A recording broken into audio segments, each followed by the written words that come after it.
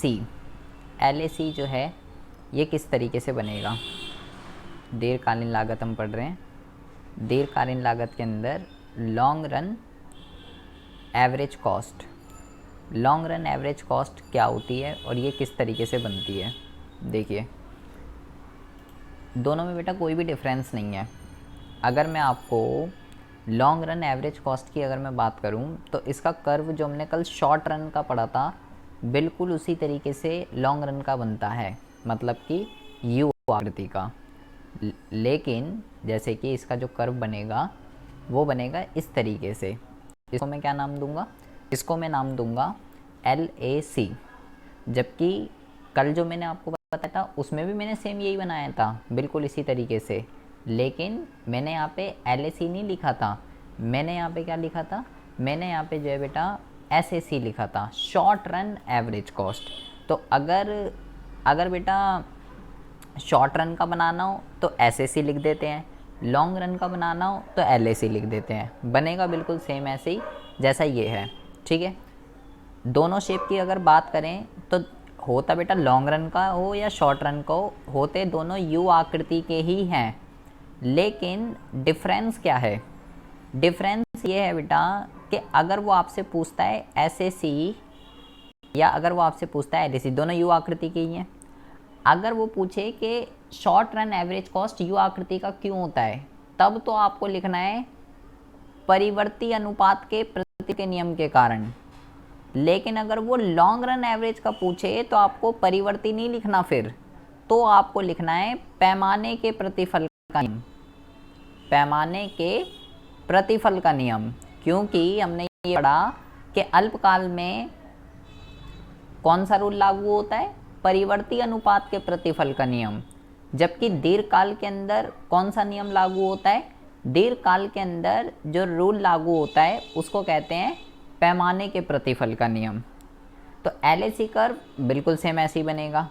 वहीं अगर हम बात करते हैं बेटा दूसरे कर्व की, दूसरा जो कर्व है वो है LMC, long run marginal cost.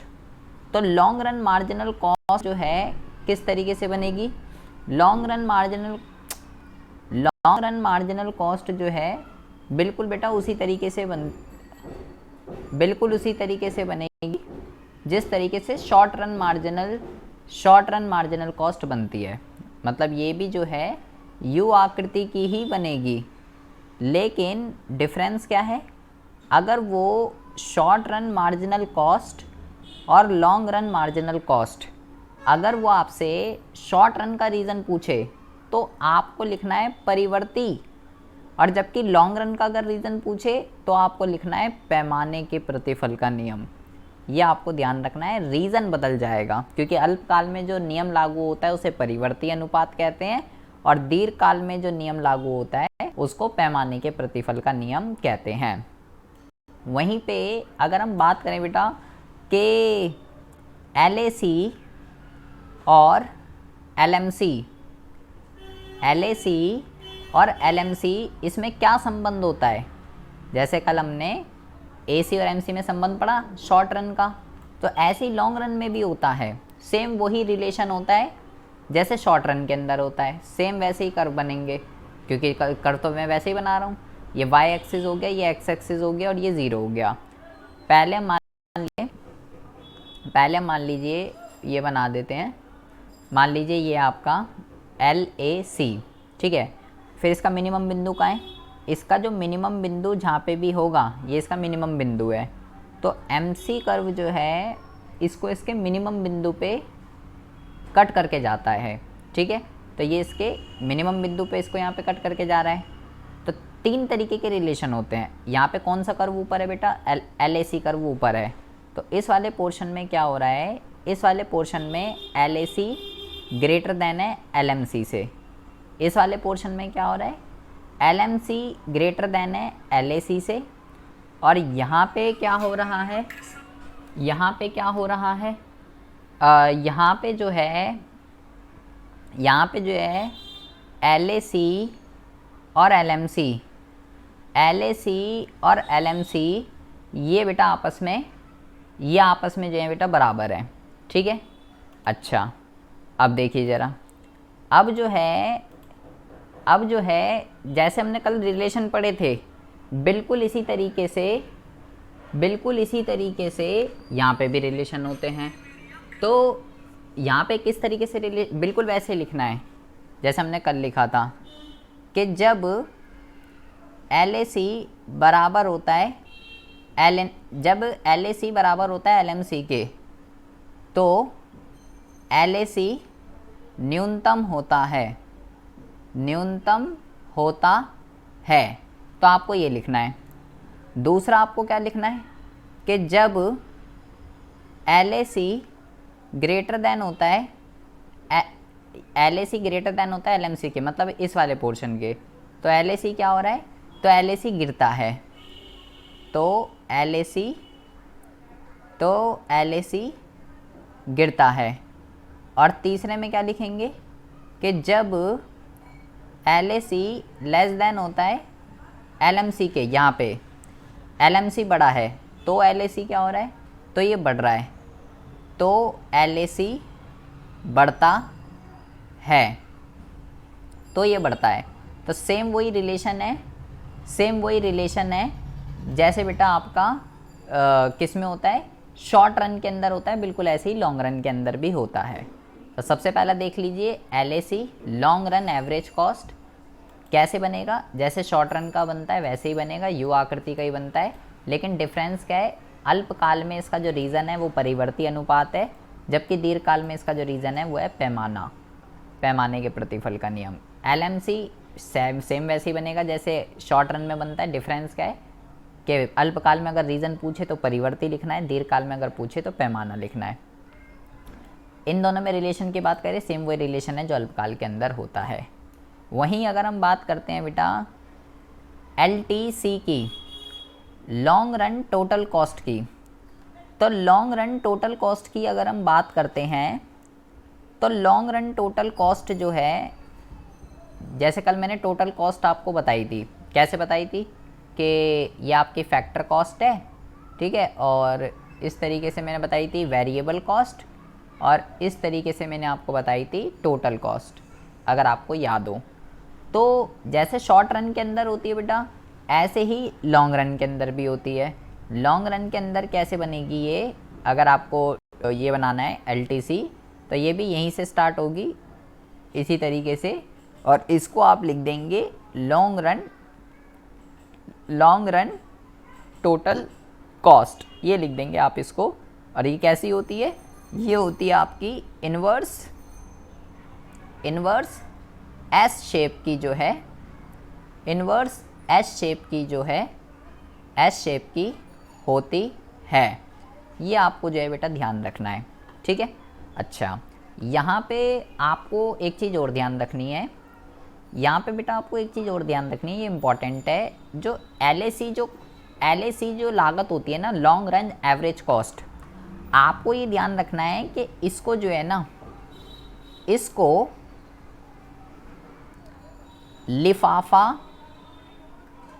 लिफाफा वक्र भी कहते हैं। क्या कहते हैं इसको, लिफाफा वक्र का मतलब होता है एनवलप कर्व, इसको कहते हैं, ठीक है। क्यों कहते हैं इसको, आपको लिखना है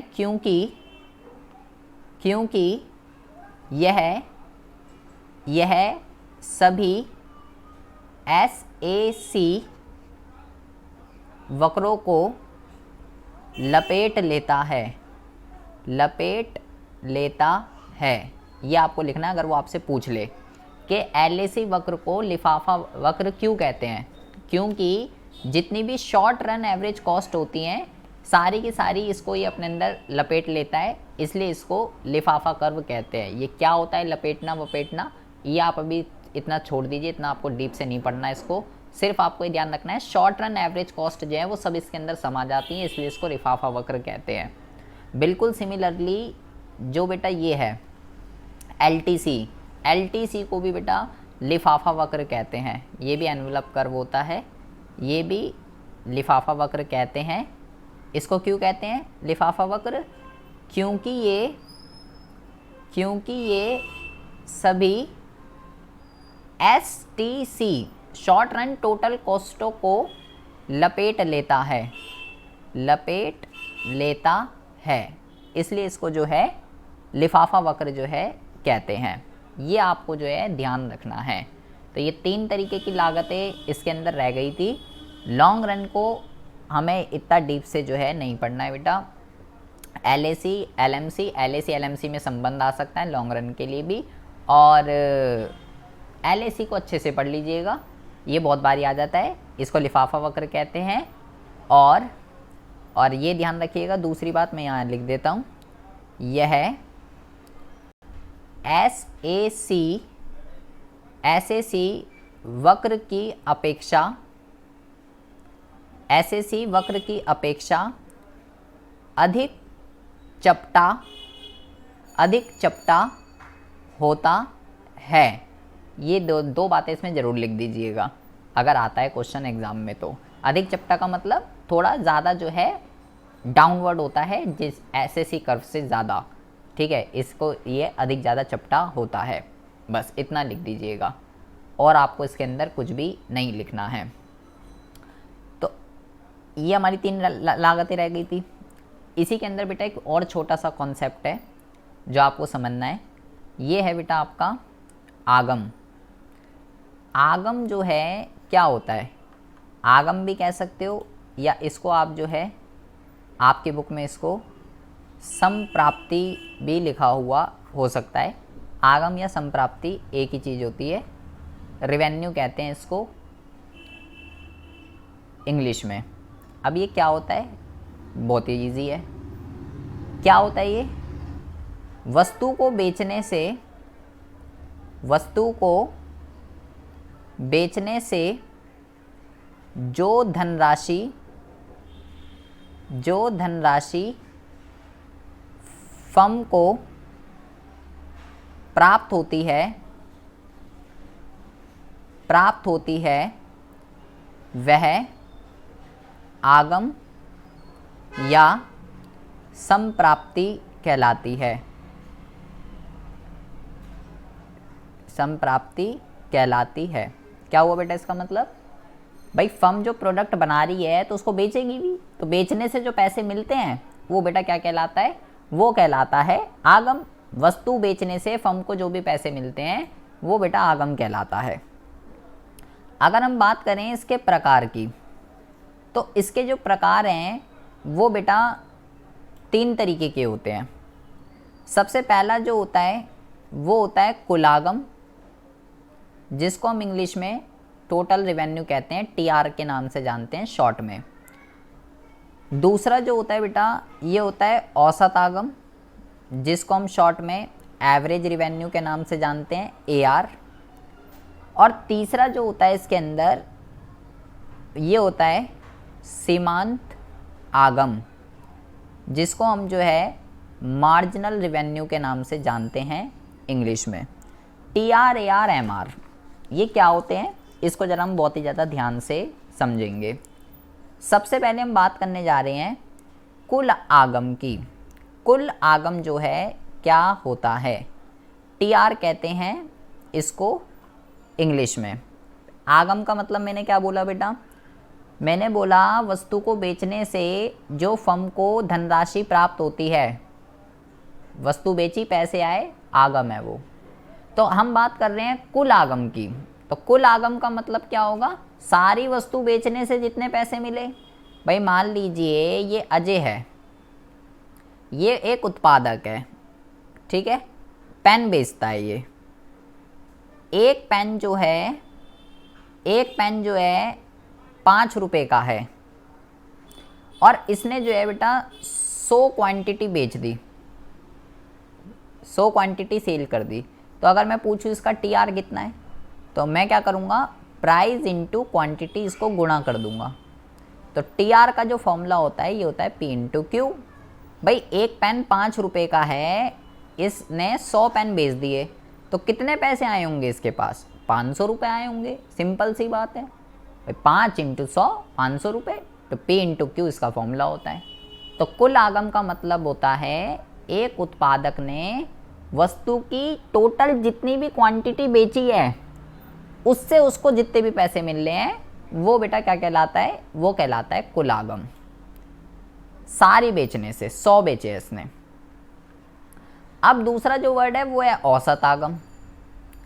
औसत आगम का मतलब क्या होता है, औसत आगम का मतलब होता है बेटा कि एक पेन बेचने से कितना मिलेगा, एक पेन बेचने से कितना आगम मिलेगा, उसको हम कहते हैं औसत आगम। इसका जो सूत्र होता है ये होता है TR/Q, ये इसका सूत्र है भाई। इसको टोटल 500 रुपये मिल लेते 100 पेन बेचने से, तो एक बेचने से कितना मिलेगा, 2 जीरो से 2 जीरो काट दो, ये आ गया 5 रुपये के भाई एक पेन बेचने से 5 रुपये मिलेंगे। पर अब मैंने थोड़ा ऊपर दिमाग लगाया, एक पेन की कीमत कितनी थी, एक पेन की प्राइस कितने थे, 5 रुपये। तो आप खुद सोचो, कॉमन सेंस की चीज़ है। अबे भाई एक पेन जब 5 रुपये का है तो बेचने से 5 रुपये ही तो मिलेंगे ना। तो बेटा जो AR होता है वो बराबर होता है प्राइस के। क्यों होता है, प्राइस क्या बताता है बेटा, एक पेन की कीमत, एक पेन की कीमत ये बताता है। और AR आपको क्या बताता है, AR आपको बताता है एक पेन बेचने से प्राप्त आगम।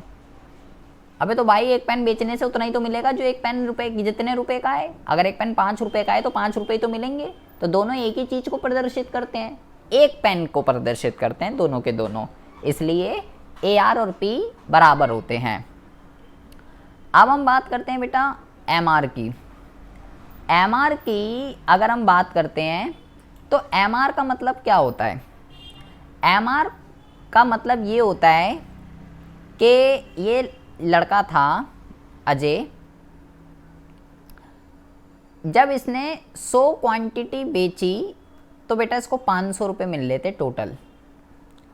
अगर इसने एक एक्स्ट्रा पेन बेचा, 101वीं क्वांटिटी जब इसने बेची तो अब इसको मिल रहे हैं बेटा 510 रुपये। ठीक है, तो MR का वही सूत्र होता है जो हम पीछे पढ़ते हुए आते हैं, TRN-1, ये इसका सूत्र होता है। ठीक है, इसका मतलब ये होता है अभी इसको कितने रुपए मिल रहे हैं, 510 रुपये। पहले कितने मिल रहे थे, N-1 का मतलब पहले कितने मिल रहे थे, पहले मिल रहे थे 500 रुपये। तो बेटा अभी कितने रुपए की इंक्रीमेंट हो गई, 10 रुपये की। एक पेन बेचने से कुल आगम में जो वृद्धि होती है वो सीमांत आगम कहलाता है, एक पेन बेचने से। ये इसका सूत्र होता है। बट इस चैप्टर को समझने के लिए ये जो 3 वर्ड मैंने आपको बताए हैं बेटा, बहुत ही ज़्यादा ध्यान से सुनेंगे बेटा, जैसे समझ नहीं आएगा। इस चैप्टर को समझने के लिए, इन तीनों चीज़ों को समझने के लिए आपको एक चीज़ हमारा ही ख़त्म हो चुका है, लेकिन इसको और अच्छे से समझने के लिए हमारा एक आगे अभी चैप्टर आएगा जिसका नाम है बाजार। बेटा उत्पादक कहाँ पे होते हैं, बाजार में ही तो होते हैं ना। तो हमारा जो अगला चैप्टर है बाजार, फॉर्म्स ऑफ मार्केट, बाजार के रूप उसका नाम है, उसमें हम पढ़ेंगे बाजार क्या होता है, बाजार कितने तरीके का होता है। तो भाई वस्तु कहाँ बिकेगी, वस्तु तो बाजार में ही बिकेगी ना। तो ये जो लागत है, ये जो आगम है, लागत वाला चैप्टर, आगम वाला चैप्टर, और आपका ये उत्पादन फलन, ये सब बेटा उत्पादक का ही तो है। उत्पादक ही बना रहा है, उत्पादक की ही कॉस्ट आ रही है, उत्पादक को ही पैसे मिलेंगे। तो बाजार की तो बात हो रही है ना यहाँ पे। ये सब चैप्टर बाजार से ही लिंक है क्योंकि उत्पादक बाजार में ही होते हैं। तो आपको ये ध्यान रखना है, बाजार जो है ना ये 2 तरीके का होता है। पहला जो होता है वो होता है पूर्ण प्रतियोगिता, और दूसरा जो होता है ये होता है अपूर्ण प्रतियोगिता। पहला क्या होता है, पहला होता है पूर्ण प्रतियोगिता और दूसरा होता है अपूर्ण प्रतियोगिता। आपको सिर्फ इतना ध्यान रखना है कि पूर्ण प्रतियोगिता में क्या होता है, पूर्ण प्रतियोगिता के अंदर कीमत जो है ना वो स्थिर रहती है, मतलब कीमत नहीं बदलती, कीमत नहीं बदलती, या फिक्स रहती है कीमत, फिक्स। जबकि जो अपूर्ण प्रतियोगिता होता है वहाँ पे जो है क्या ध्यान रखना है, कीमत गिरती रहती है, कीमत गिरती रहती है, बदलती रहती है, बदलती रहती है, यहाँ फिक्स नहीं रहती, नॉट फिक्स। इतनी बात आपको बेटा ध्यान रखनी है। तो अगर हम बाजार के नज़रिए से देखें बेटा, बहुत ज़्यादा ध्यान से सुनेंगे, अगर हम बेटा बाजार के नज़रिए से देखें, एक उत्पादक है, ये अजय की बात कर रहे हैं हम, ठीक है, अजय की बात कर रहे हैं। तो अजय पेन बेच रहा था, तो मैंने बोला बेटा पूर्ण प्रतियोगिता के अंदर क्या है, कीमत स्थिर रहेगी, तो अजय को पेन 5 रुपये पे ही बेचना पड़ेगा, अजय को पेन 5 रुपये पे ही बेचना पड़ेगा, चाहे वो 1 पेन बेचे, चाहे वो 2 पेन बेचे, चाहे वो 3 पेन बेचे, चाहे वो 4 बेचे, चाहे वो 5 बेचे। क्योंकि मैंने क्या बोला बेटा कि पूर्ण प्रतियोगिता में प्राइस नहीं बदलते। तो अगर अजय पूर्ण प्रतियोगिता से बिलोंग कर रहा है तो वहाँ पे प्राइस फिक्स रहेंगे, वहाँ पे प्राइस चेंज नहीं होंगे। तो इसमें अगर मैं टी आर निकालूं, ए आर निकालूं और एम आर निकालूं, टी आर, ए आर और एम आर, अगर मैं ये तीनों निकालता हूँ इस बाजार के अंदर, क्या आएगा, इसका फॉर्मूला होता है P इंटू में Q। तो देखो क्या आएगा, 5, 10, 15, 20, 25, ठीक है। ए आर की अगर मैं बात करूं तो ए आर का फॉर्मूला मैंने आपको क्या बताया, मैंने बोला भाई एक तो होता है टी आर इंटू में क्यू, एक तो ये होता है, या एक मैंने बताया भाई ये तो प्राइस के बराबर होता है। आप देख लो, चाहे 5 को 1 से भाग करोगे कितना आएगा 5, 10 को 2 से भाग करोगे कितना आएगा 5, 15 को 3 से भाग करोगे कितना आएगा 5, 20 को 4 से भाग करोगे कितना आएगा 5, 25 को 5 से करोगे 5, 5 5 5 ही आता रहेगा। और देख लो ये प्राइस के बराबर है, कुछ भी लगा लो, कान कहीं से भी पकड़ो, 5 ही आएगा। और अब मैं एम आर निकालूँ तो एम आर कैसे निकलता है बेटा, पहले 5 लिखूँगा, इसको इसमें से माइनस करूँगा, नीचे से माइनस करते हैं, इसको इसमें से करूँगा, इसको इसमें से करूँगा, इसको इसमें से करूँगा, ये भी 5 5 5 आ रहा है। कहने का तात्पर्य क्या है, कहने का तात्पर्य ये है कि पूर्ण प्रतियोगिता जो होता है ना, अगर उत्पादक पूर्ण प्रतियोगिता से बिलोंग कर रहा है तो इस बाज़ार के अंदर बेटा प्राइस फिक्स रहते हैं, जिसकी वजह से P is equal to A R is equal to M R, ये सब क्या होते हैं, ये सब आपस में बराबर होते हैं। ये पूर्ण प्रतियोगिता की एक खासियत है, एक विशेषता है। प्राइस भी देख लो 5, ए आर भी देख लो 5, एम आर भी देख लो 5 5 5 5। लेकिन अगर यही उत्पादक अपूर्ण प्रतियोगिता से बिलोंग कर रहा होता, जिसमें एकाधिकारिक ये आते हैं, वो हम पढ़ेंगे अभी आने वाले चैप्टर उसमें, तो मैंने क्या बोला, यहाँ पे कीमत गिरती रहती है। मतलब कि अगर पहले 5 है तो फिर 4 रुपये पे बेचना पड़ेगा, फिर 3 रुपये पे, फिर 2 रुपये पे, फिर 1 रुपये पे, यहाँ पे ऐसा सिनेरियो चलता है। और अगर जितने ज़्यादा पेन बेचने हैं, 1 2 3 4 5, जितने ज़्यादा पेन बेचने हैं उतनी कीमत गिरानी पड़ेगी, 5 4 3 2 1। और मैं यहाँ पे अगर बेटा निकालूँ टी आर, ए आर और एम आर, अगर मैं यहाँ पे निकालूँ तो देखो कितना आएगा, 5 4 दूनी 8, 3 तिया 9, 4 दूनी 8 एंड क्या कहते हैं 5 एकम 5। ए आर अगर मैं निकालूँ, ए आर अगर मैं निकालूँ तो ए आर का फॉर्मूला क्या होता है, टी आर अपॉन में क्यू। तो कितना आएगा बेटा 5, फिर आएगा 4, फिर आएगा 3, फिर आएगा 2, फिर आएगा 1, क्योंकि बेटा ए आर और पी आपस में बराबर होते हैं। देख लो 5 4 3 2 1, 5 4 3 2 1, यही आ गया। एम आर कैसे निकलता है, पहले लिखूँगा 5, ये इसमें से घटाऊँगा 3, ये इसमें से घटाऊँगा 1, ये इसमें से घटाऊँगा माइनस का 1, ये इसमें से घटा दूँगा, ये आ जाएगा कितना, माइनस का क्या कहते हैं 3।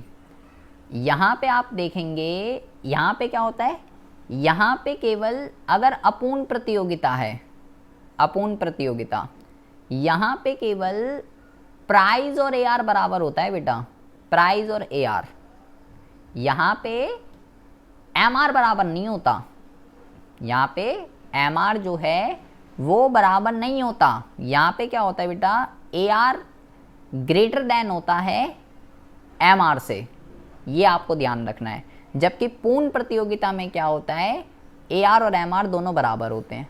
जबकि यहाँ पे क्या होता है, AR ज़्यादा होता है, AR ज़्यादा होता है और MR कम होता है। इसी वजह से अगर हम इनके कर्व की बात करें, अगर हम इनके कर्व की बात करें तो इसका जो कर्व होता है वो किस तरीके से बनता है। अगर मैं AR और MR की बात करूं पूर्ण प्रतियोगिता के अंदर, तो ये बेटा इस तरीके से क्या होता है, क्योंकि फिक्स रहेगा, चेंज नहीं हो रहा ना, 5 5 5 5 5 चेंज नहीं हो रहा, फिक्स है, तो 5 रहेगा ये। और TR बढ़ रहा है तो TR जो है ये बेटा इस तरीके, TR जो है ये आपका इस तरीके से बनता है TR।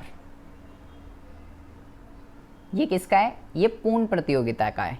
तो अगर बोले पूर्ण प्रतियोगिता के अंदर TR AR MR ये सब कैसे बनता है, तालिका सहित बताइए, तो आपको ये बनाना है।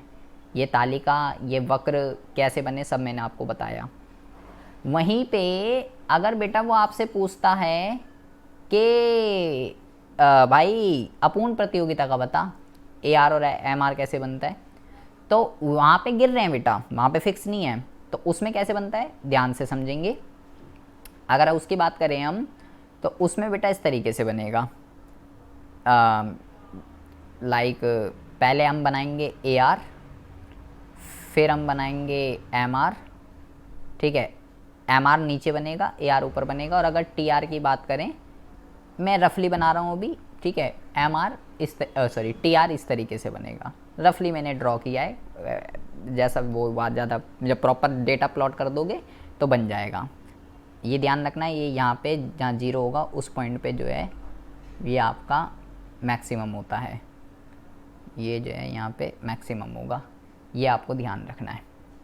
इस तरीके से बनेगा TR AR और MR। ये किसका है, ये अपूर्ण प्रतियोगिता का है। अगर अपूर्ण प्रतियोगिता के अंदर आपसे पूछता है कैसे बनते हैं वक्र, आपको ये ध्यान रखना है बेटा, बहुत ही ज़्यादा ध्यान से सुनेंगे, आगे तक काम आती है ये चीज़ें। जो AR वक्र होता है ना, AR वक्र, चलो ये मैं आगे बता दूंगा, वो ही डिमांड कर्व होता है। AR वक्र जो होता है वो ही डिमांड कर्व होता है। तो ये अगर वो आपसे पूछे कि पूर्ण प्रतियोगिता का डिमांड कर्व कैसा होता है, मांग वक्र, तो मतलब इसका ये है कि वो आपसे पूर्ण प्रतियोगिता का AR वक्र पूछ रहा है। तो ये है इसका, यही AR कर्व होता है और यही मांग वक्र होता है। अगर वो पूछे अपूर्ण प्रतियोगिता का कैसा होता है, मांग वक्र, तो अपूर्ण प्रतियोगिता के अंदर मांग वक्र ये पूछ रहा है वो आपसे, ये AR या यही डिमांड कर्व होता है। AR वक्र ही मांग वक्र होता है। ये D मैंने लिख दिया यहाँ, D की जगह मैं यहाँ पे मांग वक्र लिख रहा हूँ, कहीं सोचो क्या लिख दिया, यही बेटा मांग वक्र होता है। तो ये देखिए आप। अब अगर हम बेटा यहाँ पे बात करें अपूर्ण प्रतियोगिता की, प्रतियोगिता की नहीं, अपूर्ण प्रतियोगिता की अगर हम बात करते हैं, तो अपूर्ण प्रतियोगिता के अंदर आपको 2 क्वेश्चन पढ़ने हैं। पहला, TR और MR में संबंध बताइए, TR और MR में क्या संबंध होता है, पहला क्वेश्चन है ये। और दूसरा जो क्वेश्चन है वो है AR और MR में संबंध बताइए। ये दोनों क्वेश्चन जो हैं बहुत ही ज़्यादा इम्पॉर्टेंट है, इस चैप्टर से पूछे जाते हैं एग्ज़ाम में बहुत बारी। TR और MR में तालिका और रेखा चित्र संबंध बताइए। तो बेटा आपको जो है संबंध मैंने वैसे तो नोट्स भी भेज रखे हैं, उसमें से भी देख सकते हो आप, ठीक है, बिल्कुल वैसे ही हैं जैसे हमने लागत के अंदर पढ़े थे। संबंध के अंदर कोई अलग चीज़ जो है वो नहीं आती है। AR और MR वाला बहुत ही अच्छे से कर लीजिएगा बेटा। और वैसे मैं तो दोनों ही कह रहा हूँ, दोनों ही इम्पॉर्टेंट है, दोनों में से कभी कोई सा आ जाता है, कभी कोई सा आ जाता है, तो किसी पे हम फिक्स नहीं कह सकते। कैसे लिखने हैं, लाइक जैसे मैं इसका एक अगर लिख दूँ TR और MR का, तो आप लिखेंगे पहला कि जब TR बढ़ती दर से बढ़ता है, जब टी आर बढ़ती दर से बढ़ता है तो एम आर बढ़ता है। फिर लिखेंगे कि जब टी आर घटती दर से बढ़ता है तो एम आर घटता है। तीसरा लिखेंगे कि टी आर अधिकतम होता है, टी आर अधिकतम होता है जब M R is equal to 0 होता है। ये बेटा बहुत इंपॉर्टेंट है, ये 1 नंबर में पूछा जाता है बहुत बारी कि जब एम आर 0 होता है तो टी आर क्या होता है बताइए। और टी आर जो है गिरता है, टी आर गिरता है जब एम आर ऋणात्मक होता है।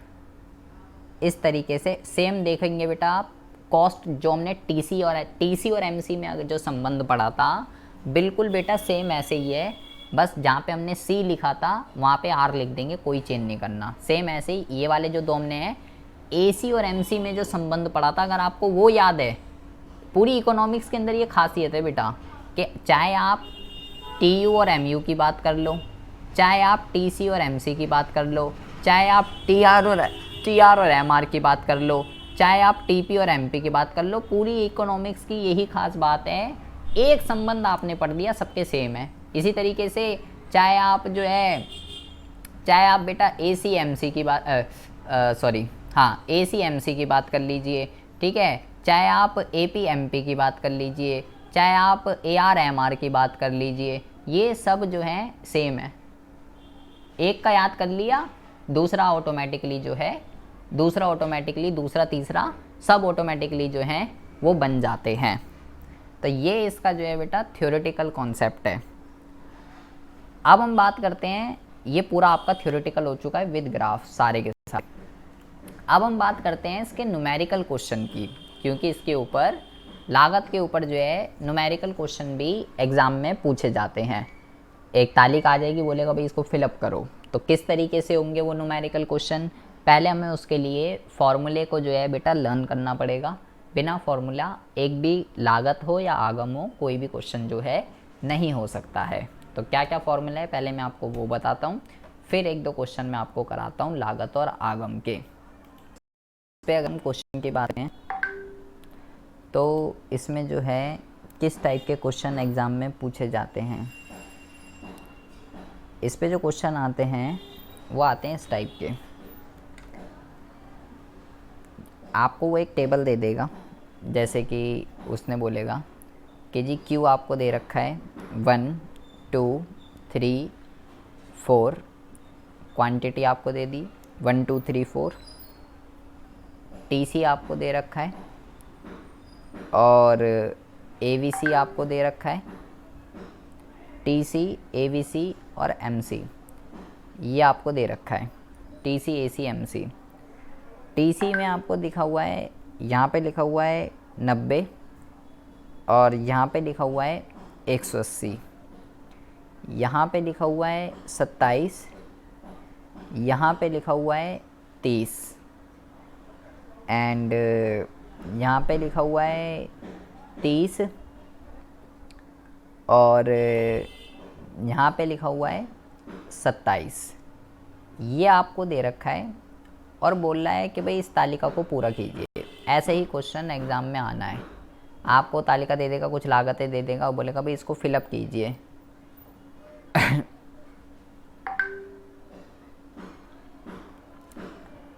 अब इस क्वेश्चन को किस तरीके से सॉल्व करेंगे, इन क्वेश्चनों को सॉल्व करने के लिए आपको क्या करना है, आपको सबसे पहले तो बेटा फॉर्मूले पता होने चाहिए। फॉर्मूले मैं आपको पहले भी लिखवा चुका हूँ, ठीक है, सारे के सारे फॉर्मूले हैं, लागत के 18 फॉर्मूले मैं आपको लिखवा चुका हूँ, ठीक है। तो ये क्वेश्चन कैसे होंगे, जब आपको सारे के सारे फॉर्मूले पता होंगे। अगर फॉर्मूले नहीं पता तो आपको फिर एक भी क्वेश्चन नहीं हो सकता, ये गारंटीड है। आपको क्या करना है, इस तालिका को भरने के लिए अगर कोई अदर लागत भी निकालनी है तो वो भी मैं निकाल सकता हूँ। देखिए जैसे कि मैंने सबसे पहले देखा यहाँ टीसी दे रखा है या एमसी दे रखा है, ठीक है। तो मैं सबसे पहले यहाँ से क्या करता हूँ, टीवीसी निकाल लेता हूँ, ठीक है। टीवीसी कैसे निकलेगा, जैसे ये 30 है तो ये 30 होगा, टीवीसी का फॉर्मूला मैं बता रहा हूँ।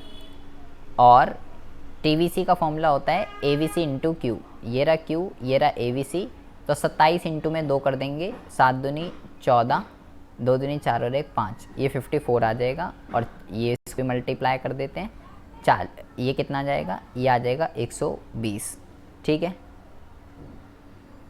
अब यहाँ पे ये एक रह गया, तो यहाँ पे इसको क्या करना है, इसको इसके साथ प्लस कर देंगे, क्योंकि इसका जो फॉर्मूला होता है बेटा ये होता है सिग्मा एमसी। टीवीसी का जो फॉर्मूला होता है, इसका जो फॉर्मूला होता है ये होता है सिग्मा एमसी। तो इसको जोड़ दीजिए 54 और 27 को, 7 4 11, 5 6 7 8, ये 81 आ जाएगा। मैंने टीवीसी पूरा निकाल लिया। वहीं अगर बेटा मैं टीएफसी निकालना चाहूँ तो टीएफसी का क्या होगा, टीएफसी का जो फॉर्मूला होता है वो होता है टीसी माइनस टीवीसी। तो ये 90 है, ये 30 है, तो 90 में से 30 गए 60 आ जाएगा। अब ये हर लेवल पे फिक्स होता है, क्योंकि ये स्थिर लागतें होती हैं, ये स्थिर रहती हैं। मैंने टीवीसी भी निकाल लिया, मैंने टीएफसी भी निकाल लिया, ठीक है। तो यहाँ पे जो है अब आपको क्या करना है, अब देखिए अब मैं ये कैसे निकालूंगा। एमसी का फॉर्मूला बेटा 2 होते हैं, एक तो होता है TVC n minus TVC n minus 1। तो ये कैसे निकलेगा, इसमें से इसको माइनस कर देंगे 14, इसमें से इसको माइनस कर देंगे 27, और इसमें से इसको माइनस कर देंगे, तो ये आ जाएगा आपका 39। एमसी जो है वो पूरा हो गया, एमसी पूरा हो गया। अब हम बात करते हैं एवीसी की। एवीसी का फॉर्मूला होता है टीवीसी अपॉन में क्यू। टीवीसी मेरे पास पूरा है, क्यू ये रहा, तो इसको भी कर देते हैं। 30 divided by 1 30, 54 divided by 2 27, 81 divided by 3 3 दूनी 6, 3 सत्ते 21, और ये आ गया आपका 30। अब जो है, अब आ जाइए टीसी पे। टीसी कैसे निकलेगा, टीसी निकलेगा आपका, टीसी का जो फॉर्मूला होता है वो होता है TFC plus TVC. TFC plus TVC, इन दोनों को जोड़ दिया। 1 मिनट रुकिए बेटा,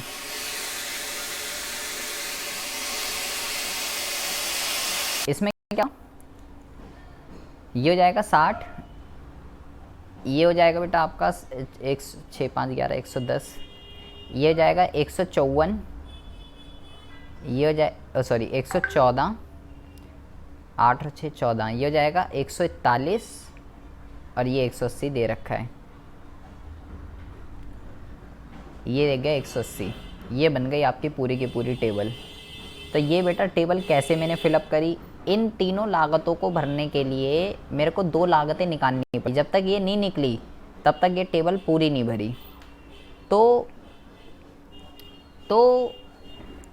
ये सब कैसे पता चलेगा, मुझे कौन सी लागत निकालनी है, मुझे कौन सी लागत नहीं निकालनी है, ये सब कैसे पता चलेगा। यहाँ पे जो है आपको बेटा सबसे पहले फॉर्मूले लर्न करने हैं 18 के 18 फॉर्मूले लर्न करने हैं। जब तक आप नहीं लर्न करोगे, जब तक आपको यही नहीं पतेगा कि भाई इस फॉर्मूले का इस फॉर्मूले के साथ संबंध होता है। जैसे कि मैंने एमसी मेरे को दे रखा था और टीसी मेरे को दे रखा था, तो मुझे ये पता है मेरे को टीवीसी निकालना ही है, क्योंकि बेटा टीवीसी का एमसी के साथ रिलेशन होता है, उसके फॉर्मूले में आता है।